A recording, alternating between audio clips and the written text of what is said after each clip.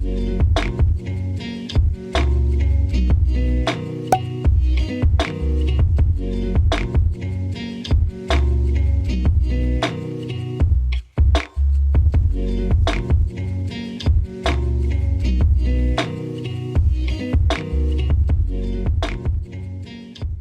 guys, and welcome back to a new video here on my channel. So I know that I don't usually show myself visually on this channel, but I just wanted to pop in before I start the actual video and say thank you so much for all the support that I got on my latest video. There's so many new subscribers on this channel, and I just hope that you will stick with me through my journey. So I started bullet journaling in the beginning of 2020. I think mid-January or something. So I'm still a beginner and I'm learning still, but I think you will get to see like the journey from being a total beginner to an average beginner. And I got a lot of inspiration from other people back then, so I can't really take credit for anything. And I think it's July or something where I started to actually plan out my own themes. But hopefully you can see my evolvement either way. So I will start showing the cover pages, because it's where I put the most effort in, and then I will just show you the rest of the bullet journals. But I think that's all for now, so let's begin with the actual video.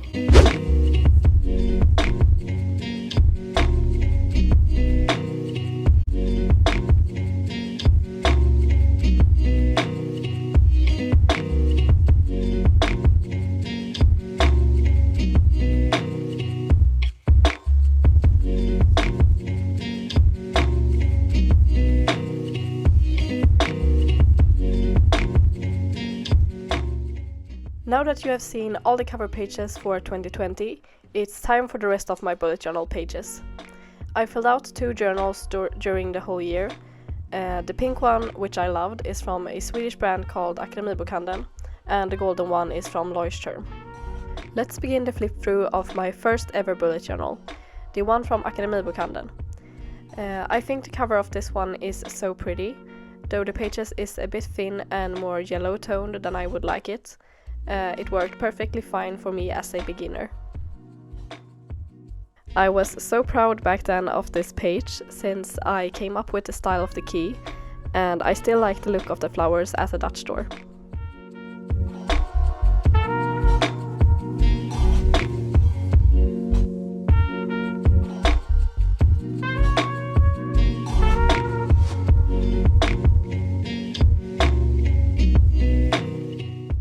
This book tracker here was my favorite page back then, since I drew my actual bookshelves and the decorations I have on the shelves.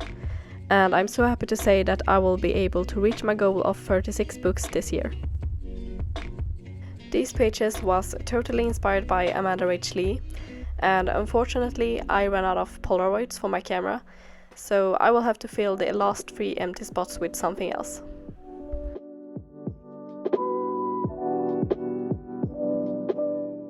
Here we have the beginning of my first monthly setup for the year, and I took inspiration from Amanda Rach Lee, but I kind of hated it back then, and I still don't like the look of this now, and I planned out the whole month in the middle of January too, so I think I didn't want to put too much effort in. And as you can see, I took so much inspiration from others in the beginning, mostly from the Voodoo Queen Amanda. But I also took a lot of inspiration from Pinterest and tried to make it into my own. I started doing these monthly reflection pages early, and I still do them. I think it's a really nice way to end a month, and it will probably be fun to read in the future. So the cover page for March was Gems, and I kind of liked the look of this. I was definitely proud back then, at least.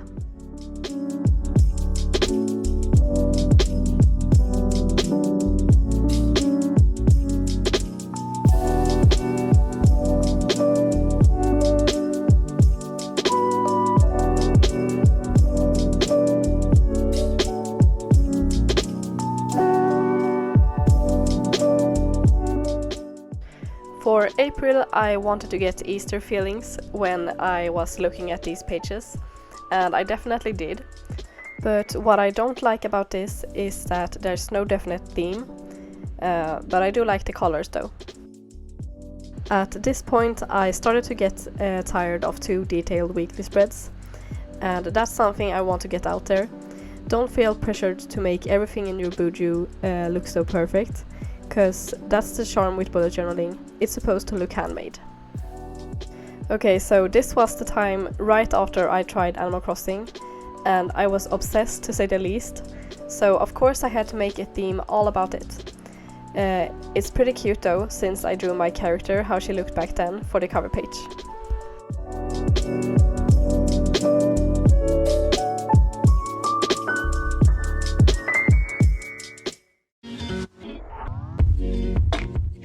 We are 6 months in, and this was the time where I decided to post my spreads on YouTube.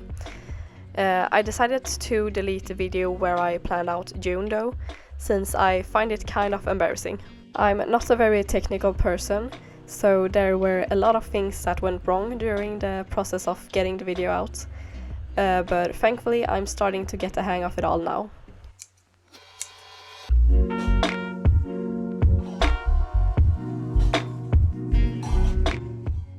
This page here was from my Summer Doodles video.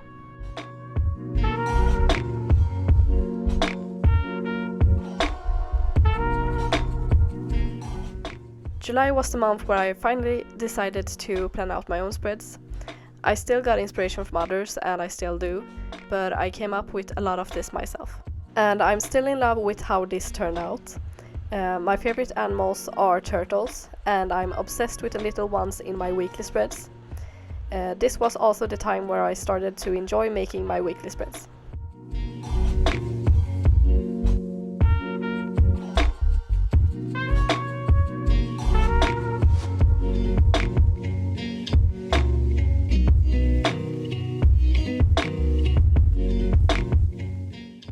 For August I wanted to make a carnival theme, since the amusement park that I work at had to close down because of Corona.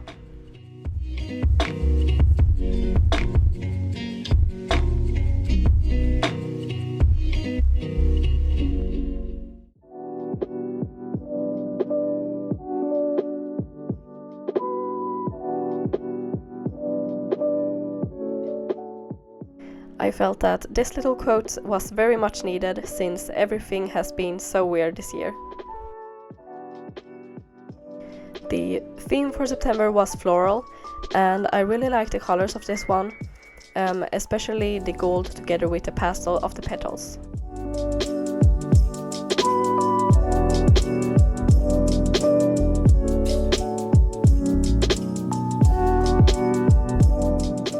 These weekly spreads took forever to make, but it was so fun to draw all the little flowers, and it was a very good practice for me, since I'm not the best at drawing flowers. This specific weekly spread was fully inspired by Ann Cakes here on YouTube.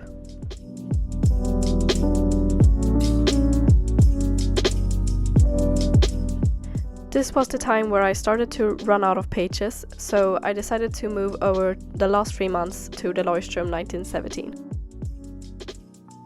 I posted a video a few months back where I set up this one, but since I would only use this for 3 months, I didn't want to make anything too fancy.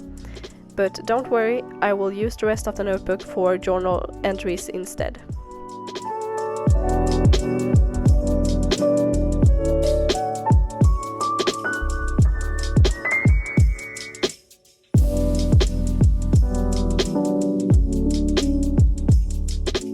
I used a lot of gold and beige craft paper in this one, and I like the look of the white on top of the ripped out pages and the little golden details. And it's so fun to see now that my goal for this year was 100 subscribers, and I did reach that in the end of November, which I was so happy about. But what I didn't know was that I would have almost 800 new friends in the beginning of December. You guys are amazing.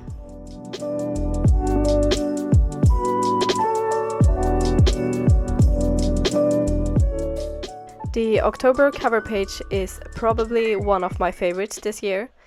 I think it gives the perfect spooky vibes, and I enjoyed drawing all of this so much, especially the little pumpkins.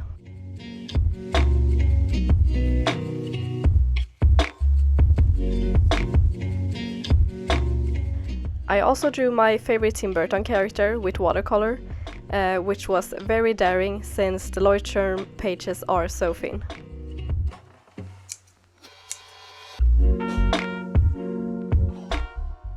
In October I started doing these weekly spread layout to buy myself some time, since I was so busy with math studies, and it's my new favorite layout for sure.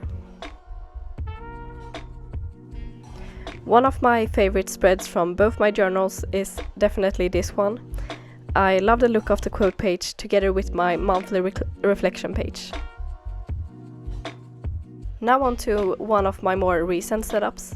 I filled the most of this out with watercolor, and I think that foxes gives the perfect autumn vibe.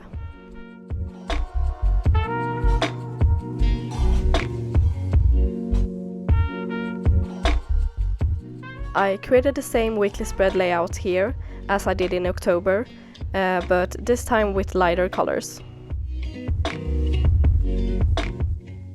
The last theme of my 2020 bullet journals is this Zodiac theme, and I really like all the blue colors in this.